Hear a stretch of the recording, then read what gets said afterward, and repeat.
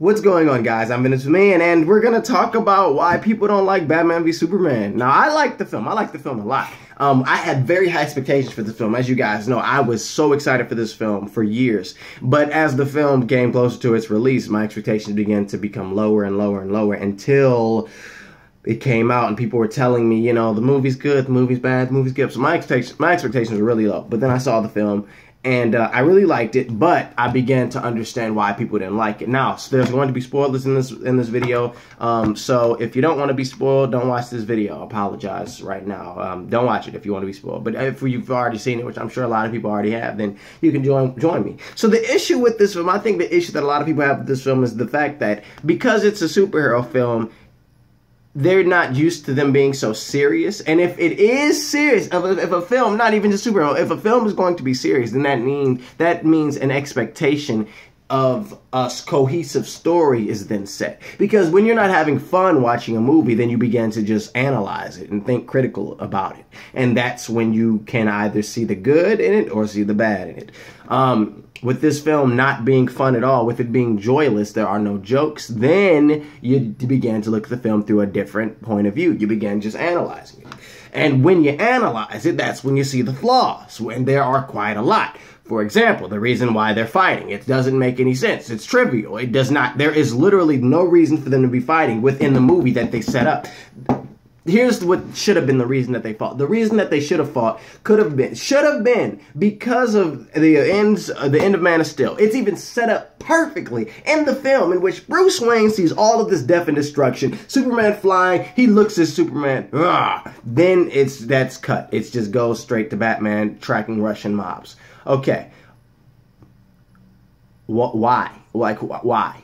Why isn't he should be now getting ready to fight Superman like, I'm going to take this man down. That should be it. That should be his motivation right there. Then it's even set up within the movie of an event when Superman goes to the court hearing and the guy blows up and kills everybody.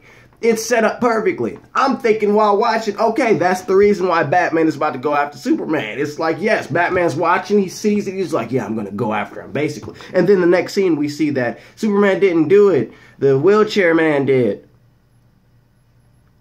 But Batman is still getting ready to fight. Why is Batman now getting ready to fight Superman? He just saw Superman didn't do it.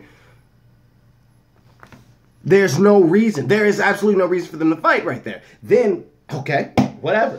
Batman is getting ready to fight Superman. Superman's motivation to fight Batman.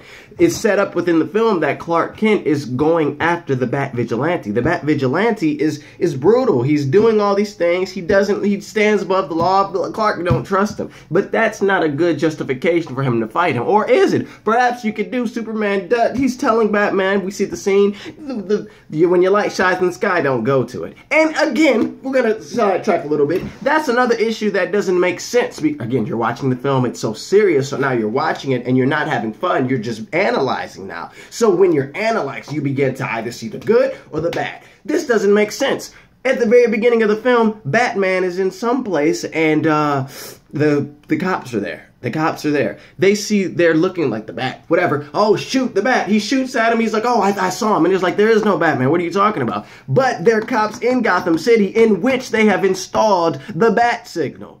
There's a line Clark says in which the police seem to be aiding Batman. So what do you mean it's an urban myth and Batman doesn't exist when you as a cop are a part of a department that has the Bat signal on top of your precinct or your headquarters or whatever?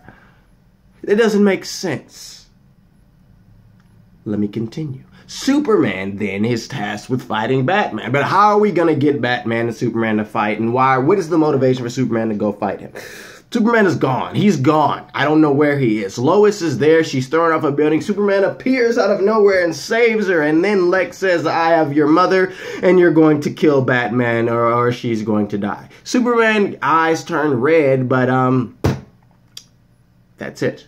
Superman should have grabbed that man by his neck. He should have choked him and flew up and held him above the city and said, you're going to tell me what my mom is? And he's going to be like, I don't know. They didn't tell me. It should be like that. There shouldn't have been my eyes turn red, I bow down, and then get petted like an animal. Superman is Superman, okay? Sure, we've been introduced to the Superman that travels across the world and kills African mobsters or whatever. So it doesn't, choking up Lex and holding him, that should be a part of his character. But for some reason, he didn't do that. And then he's tasked with, you're going to either kill Batman or your mother's going to die. He goes to Lois and his line is, I have to get Batman on my side or kill him.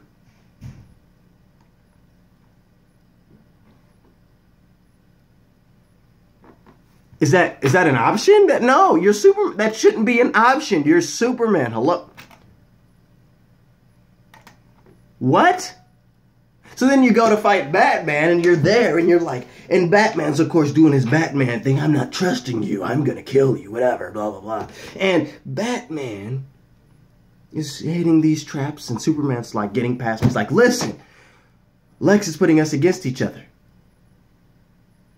And that's the only time Superman says anything in regards to that. And he forgets all about it. He's just like, bump it, I'm going to fight Batman. The whole time, Superman should be bleeding. Listen to me. You should ham him up when he pushed him. He should have grabbed him up and just listen to what I'm telling you. He has my mother, Martha. Whatever, if you want to throw in the Martha line there, go ahead. Fine. He has my mother. You're not... It's not making sense. That's the issue with the film. It takes itself so seriously, which then raises the expectation, or at least raises the form of watching, or changes the form of the audience's watching of the film, in which now, since we're not having fun, we're being critical of the movie. And because we're being critical of the movie, we're now seeing the flaws. Some people are always critical of films, whether they're having fun or not. I mean, I try my best to be critical, even when I'm having fun. But when I'm having fun, it doesn't. There's the sense of criticalness is kind of dwindled because I'm having fun. I'm not having fun, so now I'm just being critical. I'm just watching the movie, taking in everything, thinking about everything that's being said, listening to the dialogue. And that's what I think was the purpose of this film. But the problem was that it was not making sense. And then the reason for then Superman and Doomsday fighting is like...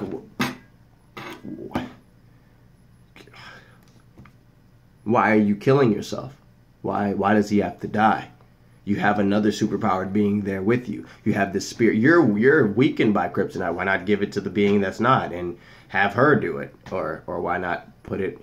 I saw a video. Video on YouTube said, why not have her put the spear behind the Doomsday and Superman fly and knock him into it? Like, why does Superman have to die?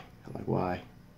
I don't get it. There are things that just don't make sense, you know. It doesn't make sense. There are issues in the film in which just doesn't make sense. So yeah, that's the issue.